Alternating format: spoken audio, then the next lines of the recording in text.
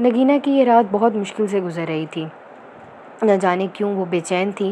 کیا جادو کر دیا ارشد نے؟ مجھے سکون کیوں نہیں آ رہا؟ کیوں میرا دل بے چین ہے ایک نامحرم کے لیے؟ کیوں میں تمہیں سننا چاہتی ہوں؟ ان گنت سوالات نگینہ خود سے پوچھ رہی تھی۔ نگینہ کی ہمت نہ ہو رہی تھی کہ وہ ارشد سے بات کیسے کرے۔ گھر میں بس ایک ہی موبائل تھا جو نگینہ بہت کم استعمال کرتی تھی۔ نگینہ نے ہاتھ میں موبائل پکڑا، کارڈ پر درج نمبر ملایا اور کال ملا دی۔ بیل کی پہلی گھنٹی بجی اور نگینہ نے کال کاٹ دی۔ اس نے ہمت پھر سے کی اور اب کی بار ارشد کی کال آ گئی، لیکن نگینہ کال نہ اٹھا سکی اور کال کٹ گئی۔ اب کی بار نگینہ نے پھر سے کال ملائی، اس بار بنا دیر کیے دوسری طرف سے اٹینڈ ہو چکی تھی۔ ہیلو، کون؟ Hello hello. نگینہ کو ایسی چپ لگی کہ ایک لفظ بھی منہ سے نہ نکالا اور موبائل بند کر کے سو گئی۔ صبح جاگتے ہی سب سے پہلا خیال ارشد کا آیا اور موبائل آن کرنے پر میسج پڑھ کر خوشی اور حیرانگی بھی ہوئی۔ میں جانتا ہوں آپ نگینہ ہیں، میری آواز اتنی بھی بری نہیں تھی کہ آپ بولی تک نہیں۔ میں 8 بجے آپ کا بس اسٹاپ پر انتظار کروں گا۔ نگینہ آج وقت سے پہلے ہی بس اسٹاپ پر پہنچ گئی تھی۔ ارشد دیر سے آیا تھا۔ نگینہ غصے کی حالت میں تھی لیکن کوئی بات نہ کی اور سیدھی ارشد کی گاڑی میں بیٹھ گئی۔ ارشد نے رومانٹک سانگ پلے کر دیا اور مغزوز ہونے لگا۔ نگینہ نے گانے بند کیے اور دیر سے آنے کی وجہ پوچھی۔ اب نگینہ خود کو پہلے کی نسبت زیادہ مضبوط سمجھ رہی تھی۔ اس کی زندگی میں بھی کوئی خیال رکھنے والا آ رہا تھا۔ نگینہ کی عادت تھی کہ زیادہ بولتی نہیں تھی، مگر ارشد کے پاس نہ جانے کدھر کدھر سے باتیں آ جاتی تھیں۔ نگینہ کو خوب ہنساتا تھا۔ یہی وجہ تھی کہ نگینہ جو کسی کو بھاؤ تک نہ ڈالتی تھی، مگر ارشد کے سامنے تمام ہتھیار ڈال چکی تھی۔ آپ کو اپنا آفس دکھاؤں؟ ارشد نے سوالیہ نظروں سے نگینہ سے سوال کیا۔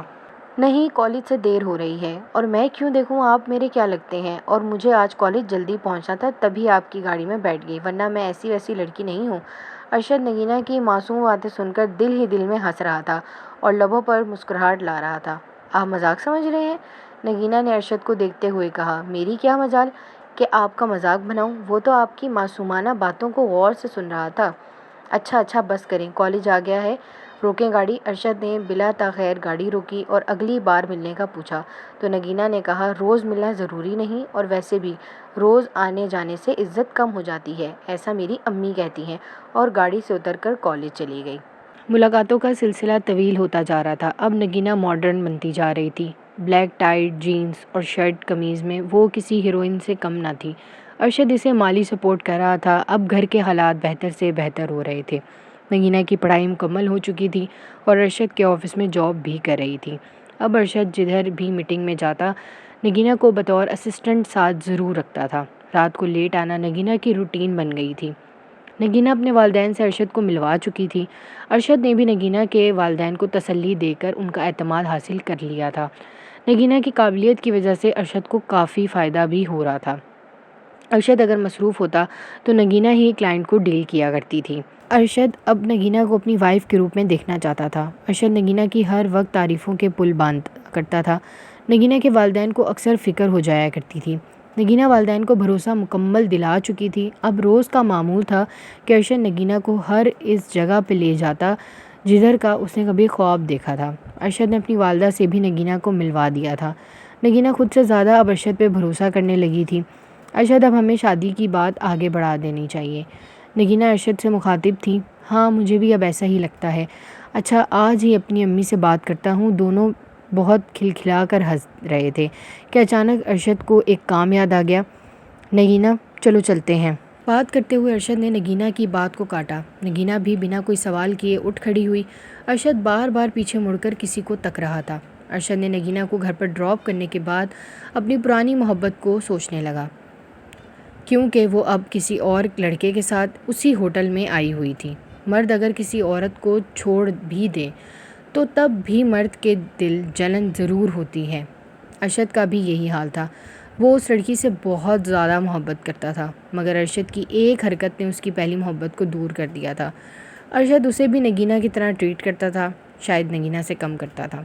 ارشد کو وہ رات نہ بھول پائی جس رات اس نے نشے کی حالت میں عریشہ کو اپنے گھر پر بلایا۔ عریشہ نے یونیورسٹی میں پیپر کی تیاری کا بہانہ بنا کر ارشد کے گھر چلی گئی۔ ارشد نے اس کی عزت کو اسی رات داغ لگا دیا تھا۔ عریشہ کے وہم و گمان میں بھی نہ تھا۔ وہ تو عریشہ کو اپنی ماں سے ملوانے اور 2 گھنٹے میں واپس بھیجنے کا وعدہ کیا تھا، مگر نہ تو ارشد نے اسے واپس جانے دیا اور نہ ہی ارشد کی والدہ گھر پر تھیں۔ ارشد نے بڑی بے رحمی اور نشے کی حالت میں عریشہ کو ہوس کا نشانہ بنایا تھا۔ اب عریشہ خود کو کوس رہی تھی۔ ارشد نے نیم برہنہ حالت میں عریشہ کو چھوڑ کر باہر جا چکا تھا۔ عریشہ ارشد سے بھیک مانگ رہی تھی، مگر ارشد کو ایک لمحہ بھی خیال نہ آیا۔ عریشہ بھی ایک مڈل کلاس طبقے سے تھی۔